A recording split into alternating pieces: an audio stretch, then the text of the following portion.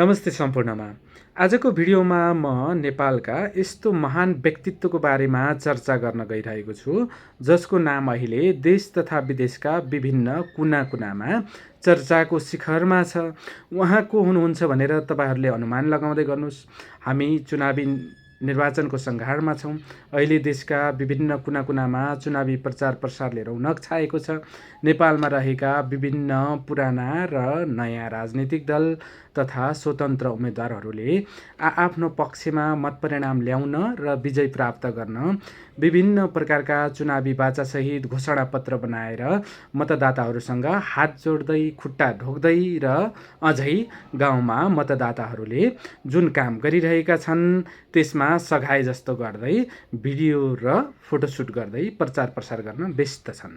तर त्योभन्दा फरक किसिमले 3 कुने त्रिभुज चुनाव चिन्ह लिएर म्याग्दी जिल्लाबाट चुनावी मैदानमा प्रस्तुत हुनुभएको छ 71 वर्षीय महावीर पुन। उहाँलाई निर्वाचनमा विजय गराउने नगराउने त्यो त म्याग्दी जिल्लावासी आमाबुबा र दाजुभाइ दिदीबहिनीहरूको हातमा छ। अनि चुनाव जितिसकेपछि उहाँले कुन किसिमले के कति काम गर्नुहोला त्यो पनि समयले नै बताउला। तर उहाँ अहिले जुन किसिमले चुनावी प्रसार प्रसारमा लागिरहनु भएको छ त्यो साँच्चीकै तारिफ गर्न योग्य छ। अहिले चुनावमा होमिनुभएका सम्पूर्ण नेताहरूले सिक्नुहोस् जनता सामु कसरी प्रस्तुत हुने र कसरी मत माग्ने भनेर। हुन त सबै कुरा जानिसक्नु भएको छ, कसरी भ्रष्टाचारका काण्ड मचाउने अनि कसरी ढाकछोप गर्ने, कसरी देशलाई खोक्रो बनाउने र कसरी सम्पूर्ण युवाहरूलाई विदेशमा बेच्ने भनेर। तर वैज्ञानिक महावीर पुन जसले ऐश आरामको जिन्दगी त्यागेर नेपाल बनाउनुपर्छ भनेर नेपाल फर्कनुभयो, अहिले चुनावी मैदानमा हुनुहुन्छ।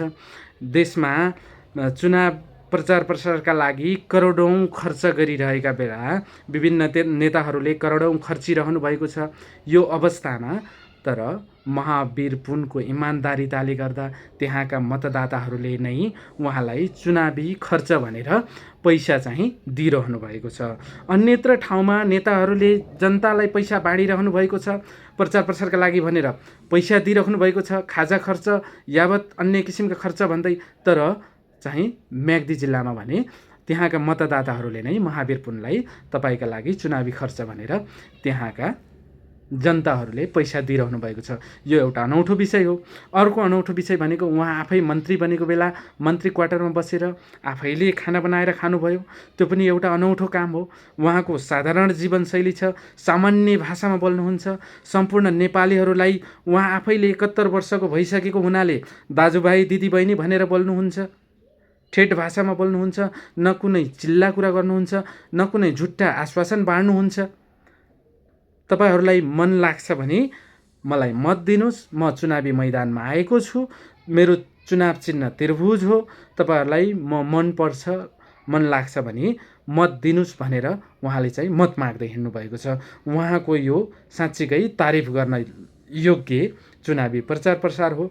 त्यसैले म सम्पूर्ण म्याग्दीवासी आमा बुबा दाजुभाइ दिदीबहिनीहरूलाई मेरो तर्फबाट अनुरोध गर्छु उहाँलाई आफ्नो अमूल्य मत दिएर उहाँ जस्तो इमान्दार व्यक्तित्वलाई विजय गराउनु हुन भूमिका खेल्नुहोला भन्दै बिदा हुन्छु। हस्त नमस्ते।